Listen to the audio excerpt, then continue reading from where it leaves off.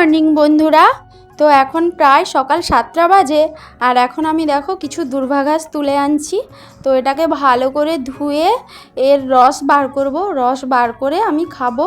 তো তোমরা জানো কি না জানি না, দুর্বা ঘাসের রস খুবই উপকারী এবং শরীর খুবই ঠান্ডা করে।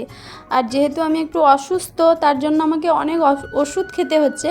তার জন্য এই দুর্বা ঘাসের রসটা আমি নিয়মিত প্রত্যেকটা দিন সকালে খাচ্ছি। মিনিমাম 7 দিন খেতে হবে। তো কয়েকদিন মা আমাকে বানিয়ে দিয়েছিল, আজকের আমি ভাবলাম না, মার তো অনেক কাজ, তো নিজে বানাই। তো দেখো দুর্বা ঘাসের রসটা বার করে নিয়েছি। এই যে বার করে একটু ছাঁকনিতে ছেঁকে নিলাম। এই যে 1 গ্লাস দুর্বা ঘাসের রস হয়েছে, এর সঙ্গে একটা বাতাসা মিশিয়েছি, তো একটু মিষ্টি মিষ্টি লাগবে। তো চলো দুর্বা ঘাসের রসটা এখন আমি খেয়ে নেব।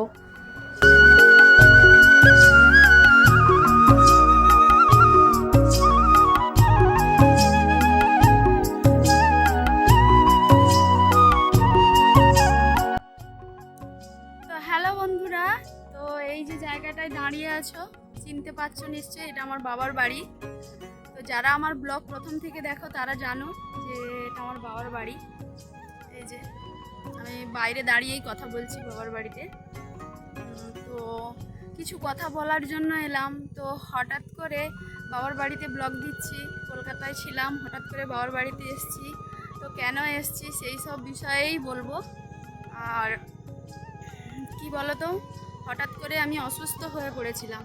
আর অসুস্থ হয়ে গেলে কি বলো তো, বাবা মা ছাড়া আর কেউ হয়তো দেখার থাকে না। মেয়েদের যতই বিয়ে হয়ে যাক, মানে বাবার বাড়িতে এলেই হয়তো শান্তি পাওয়া যায়। তার জন্য হঠাৎ করে বাবার বাড়িতে এসেছি।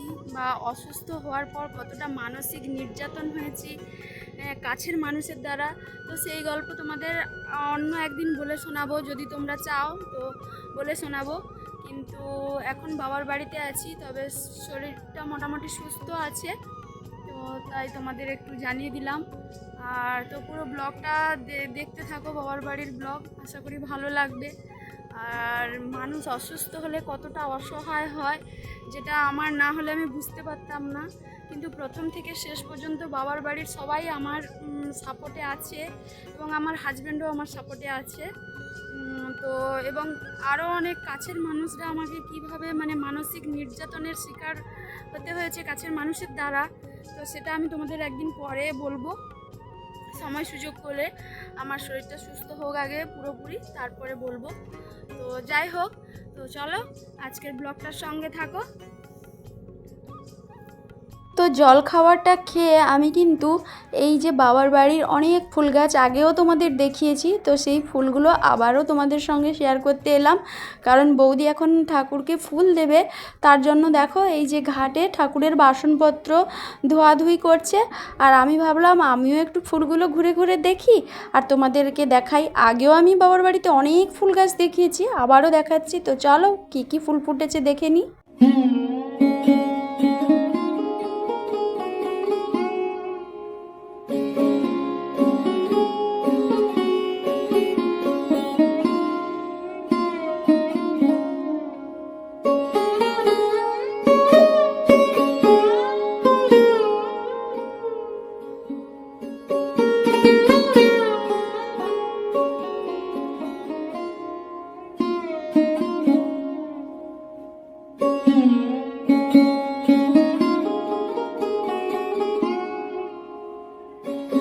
ফুল গাছের সঙ্গে সঙ্গে কিছু ক্যাকটাস গাছও তোমাদের দেখালাম, যেগুলো আমার লাগানো। তো আমার ইচ্ছেতেই বাবার বাড়িতে এসেছিলো এক সময়, এখন যদিও আর আমার নেই, বাবার বাড়িতে আছে, পরিচর্যা পাচ্ছে। আর এই গাছটা দেখো, কি বলো তো, এটা কারি পাতার গাছ, আর কি সুন্দর ফলও হয়েছে। দেখো এই গাছটা একটু ছোট্ট ছিল, আজকে দেখি এতদিন পরে সেদিকে অনেকটা বড় হয়েছে, তাই তোমাদের সঙ্গে একটু শেয়ার করে নিলাম। আর প্রকৃতির রূপটা দেখো কি দারুণ, সামনে মাঠ আর মেঘলা মেঘলা ওয়েদার, যেহেতু বর্ষাকাল। আর এই বছর বর্ষাটা খুব তাড়াতাড়ি এসছে। তো আর বাবার বাড়ির ফুলের গাছগুলো সত্যি খুব সুন্দর। আর এমনিতে খুব যত্ন করে তো, তার জন্য আরও সুন্দর হয়েছে। এই যে তুলসী মঞ্চের পেছনে দেখো রঙ্গন ফুলের গাছটায় গাছ ভরে ফুল হয়ে আছে। আর এটা হচ্ছে অপরাজিতা ফুলের গাছ, কিছু কিছু ফুল বৌদি তুলে নিয়েছে, তো তার জন্য তোমাদেরকে দেখাতে পারলাম না। আমার আসতে একটু দেরি হয়ে গেছে, যেহেতু শরীরটা খুব অসুস্থ, তার জন্য মানে নিয়ম মেপে খাওয়া দাওয়া, ওষুধ খাওয়া এই সব করতে হয়। আর এই যে অ্যাডেনিয়াম গাছ, আগেও বলেছি এগুলো আমার খুব শখের গাছ। তো এখন বাবার বাড়িতে রয়েছে, সবাই দেখভাল করে, আমিও দেখভাল করতে পারি না, এই মাঝে মাঝে আসি দেখি, ভালো লাগে। আর লঙ্কা গাছগুলো দেখো, অনেকগুলো বেঁচে আছে, আবার অনেকগুলো মারা গেছে, কারণ জলের চাপে নাকি এরকম হয়েছে। আর পেঁপে গাছে পেঁপেও ধরেছে। আর প্রকৃতির রূপ দেখো, এত সুন্দর সত্যি, যে কোনো ওয়েদারে খুব আলাদা আলাদা রূপ ধারণ করে প্রকৃতি, তো খুবই ভালো লাগছে। আর এদিকে বাবার বাড়ির মুরগিগুলো দেখো, এদেরকে খেতে দিয়েছে, তো এরা এইখানে থাকে দিনের বেলায়, রাত্রিবেলায় এদের আবার আলাদা ঘর আছে, তো ওই ঘরেই চলে যায়। তো এখন বেশি মুরগি নেই, আগে অনেক ছিল, এখন মা বাবার বয়স হয়েছে, এগুলো আর ঠিকঠাক দেখভাল করতে পারে না, তার জন্য কম রেখেছে। তবু আবার বলছে কিছু নিয়ে আসবে নতুন মুরগি, তো জানি না কি করবে। তো এখন এই মুরগিগুলো আছে। তো আর একটা মুরগি দেখো এই যে বাইরে, কারণ এই যে দুটি মোরগ, মানে এই যে সাদা একটা আর ভেতরে আর একটা বড় মোরগ আছে, দেখলে এদের যদি একসঙ্গে রাখে তো এরা খুব নাকি মারামারি করে, তার জন্য একজনকে বাইরে রেখেছে আর একজনকে ভেতরে রেখেছে। আর এটা হলো আমার বাবার বাড়ির ছোট্ট একটা ভুসিমাল দোকান, মানে আমার বাবা যেখানে বসে দোকান করে, মানে চালায়, তো মাঝে মাঝে সবাই দোকানদারি করে, আমি এলেও দোকানদারি করি। তো টুকটাক জিনিসপত্র আছে ভুসিমালের, আর বাচ্চাদের খাওয়া দাওয়ার জিনিস। তো চলো, সব কিছু মিলিয়ে কিন্তু বাবার বাড়ির মানে সৌন্দর্যটা আমার কাছে সত্যি ভালো লাগে। আর যে কোনো মেয়ের তার বাবার বাড়িতে যতই খারাপ হোক আর যাই হোক, তার কাছে ভালো লাগবে, এটা আর নতুন কোনো কথা নয়। তো দেখো, স্নান সেরে আমি চলে এসেছি, এসে চুলটা একটু মুছে নিচ্ছি। আর বাবার বাড়িতে থাকলে না, সত্যি বলতে কি, মনটা এমনিতেই ভালো লাগে, তখন সত্যি সব দিক দিয়েই ভালো লাগে, কেন জানি না এটা হয়। তো সমস্ত মেয়েদের হয় কি না জানি না, আমার হয়। কারণ বাবার বাড়িতে এলে যেন কোনো টেনশান থাকে না মাথায়, সমস্ত কিছু খারাপ লাগাগুলো যেন ভালো লাগায় পরিণত হয়। তো জানি না এরকম কেন হয়। তো এখানে দেখো কি সুন্দর আনন্দের সঙ্গে বসে চুলটা আমি মুছে নিচ্ছি, যেন কোনো চিন্তা নেই।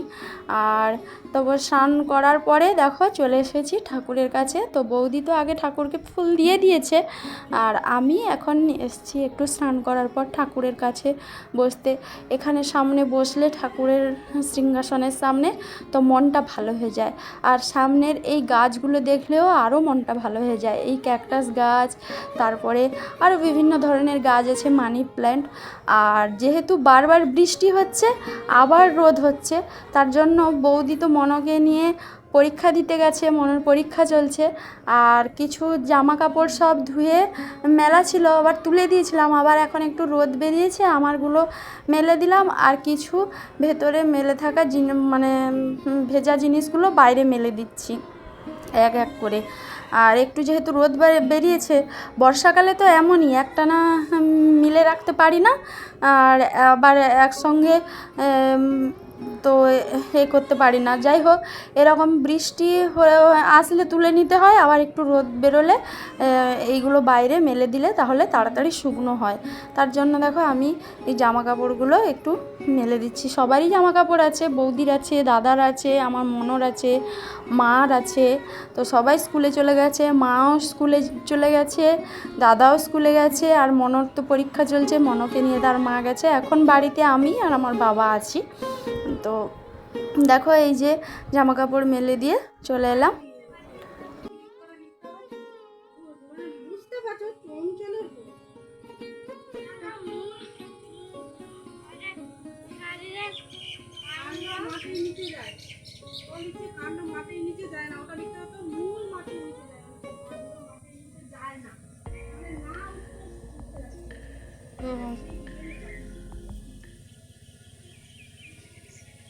আবার দুষ্টামি করে চলে। এখন 2টো বাজে, মনো পরীক্ষা দিয়ে এইমাত্র এলো। আর ও এসেই দুষ্টামি করছে, এই লাঠিটা নাকি অনেক দূর থেকে কুড়িয়ে আনছে। তো যাই হোক, তারপরে কিন্তু আমরা খাওয়া দাওয়া করে শুয়েছিলাম।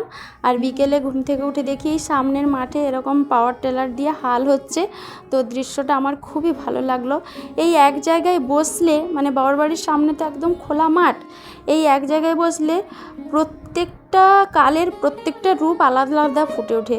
এই যে বর্ষাকালে এখন জলে নাঙল হচ্ছে, 2 দিন পর আবার চারা বোনা হবে, সবুজ হয়ে যাবে, আবার ফসল পাকবে, হলুদ হয়ে যাবে। তো গ্রীষ্মকালেও যেমন একটা আলাদা আমেজ লাগে এখানে, আবার বর্ষাকালেও আলাদা, আবার শীতকালেও আলাদা। তো প্রত্যেকটা কালে এখানে কিন্তু সত্যি খুব আলাদা আলাদা রূপ ধারণ করে। বিশেষ করে গ্রীষ্মকালে না, আমাদের গ্রামের অনেক মানুষজন এই খোলা মাঠের সামনে, মানে রাস্তার উপরে এসে বসে একটু বাতাস খাওয়ার জন্য। সবাই শান্তিতে একটু বাতাস খাবে বলে বিকেলের দিকটায় অনেকে এসে কিন্তু এখানে ভিড় জমায় গ্রীষ্মকালে। আর মানে প্রায় মানুষরা বর্ষাকাল হোক, গ্রীষ্মকাল হোক আর শীতকাল হোক এখানে এসে বসে। তো যাই হোক, দেখতেই পাচ্ছ এই যে আমাদের বাবার বাড়ির মানে রাস্তা, মানে সামনে দিক দিয়ে ঢোকার রাস্তা, আর একদম পাশে মাঠ। আজকের হয়তো একটু বেশি বকবক করে ফেললাম তোমাদের সঙ্গে। যাই হোক, প্রত্যেকটা মেয়েরই বাবার বাড়ি নিয়ে একটা গর্ব থাকে, অহংকার থাকে। তো সত্যি কথা বলতে গিয়ে আমার কোনো গর্ব অহংকার নেই। তো এইখানকার এই দৃশ্যটা সত্যি খুব ভালো লাগে। যাই হোক, আজকের ব্লগটা এই পর্যন্তই। সবাই ভালো থেকো, সুস্থ থেকো, চলো টাটা।